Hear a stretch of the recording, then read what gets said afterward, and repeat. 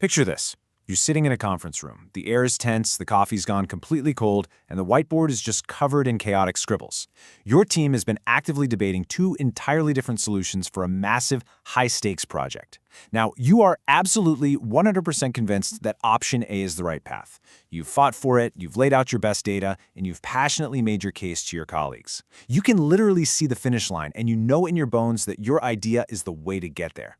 But then, the debate is over. The team leader wraps up the discussion, thanks everyone for their input, and the final gavel comes down. And, well, unfortunately, that gavel didn't land on your side. They actually went with option B.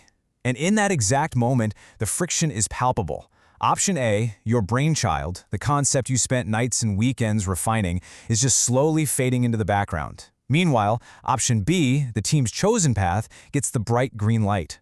All that effort you put into advocating for your idea, it feels like it just evaporated into thin air. It's an incredibly jarring transition, going from being the lead advocate for a strategy to watching it get shelved entirely. In your head, there's just a single, frustrating thought screaming on an endless loop. They are making a massive mistake. You feel it in your gut. It's this mix of disappointment and disbelief, and, let's be honest, it bruises the ego a little bit too. So, now what? What do you actually do in this exact, highly uncomfortable moment? You're still in the meeting room, people are packing up their laptops, and you have to decide your very next move. Let's be real for a second, because human nature is incredibly predictable here. When we feel like our team is making an error, we tend to default to some pretty toxic reactions. Do you go back to your desk and just complain to anyone by the water cooler who'll listen? Do you quietly resist by giving the new project only half your effort, subtly dragging your feet? Or maybe you actively try to prove the decision wrong, subtly undermining the work, just waiting in the weeds for the exact moment you can finally say, "I told you so." Listen, we've all felt the temptation to do at least one of these things. It's almost a defensive reflex when we feel unheard or rejected. But here's the catch. Those reactions, they absolutely wreck team trust and organizational effectiveness. We need a complete mindset pivot. The central question we're tackling in this explainer is this: what does professional disagreement actually look like after the decision has been made? How do you lose a workplace debate without losing your professionalism? Because, it's easy to be a great team player when everyone agrees with you. The true test of your character comes out when the team moves in the direction you actively opposed. To figure that out, we first need to entirely reframe how we view workplace conflict. Disagreement isn't a glitch in the system, it's a feature. It's a concept known as constructive tension. Conflicting goals and disagreements are a completely natural part of business design. Think about it practically. Sales naturally wants a dozen product variations to close more deals, right? But production? They want just one variation to keep manufacturing costs low. That conflict is structural. It's required for balance. It's not an attack on you, and it's certainly not a personal battle you have to win to prove your worth. Recognizing that conflict is built into the very architecture of a good business helps us detach our egos from the debate. The most highly functioning teams and professionals navigate that tension using a specific mental map. It's a 5-step framework that completely shifts how they handle workplace conflicts from start to finish. It flows exactly like this: disagree, discuss, decide, commit, and learn. If you can master this progression, you stop being a bottleneck and become an invaluable asset to literally any organization. This isn't just about making meetings run smoother, it's a blueprint for your own career resilience. So let's break down exactly how you execute each of these 5 actions, keeping our frustrated employee from the conference room in mind. All right, action 1. This happens before the final decision is ever made. You must speak up. If you truly believe the team is heading in the wrong direction, you have to explain your concerns openly rather than remaining safely silent. It's super easy to just keep your head down to avoid rocking the boat, but organizations desperately need people who assert themselves, especially when it's not the easiest or most popular message to deliver. If you see a flaw in option B, you owe it to the project to highlight that flaw while there's still time to fix it. Remaining a passive observer, that helps no one. There's a really crucial mindset shift here. If something is important to them, they must put their opinion forward. Harmony gained by avoiding conflict? That's totally fake harmony. It's superficial, and it usually shatters the second pressure is applied. By staying quiet just because you're conflict averse, you're actually depriving your team of valuable input that might save the whole project. You don't just have a right to disagree, you have a professional obligation to do it. A team relies on diverse perspectives to spot its blind spots. Now here's where things get tricky, which brings us to action 2. You must challenge the idea, not the people. Having passion in a workplace debate is fantastic. It shows you care deeply about the success of the project. Aggression, however, is not.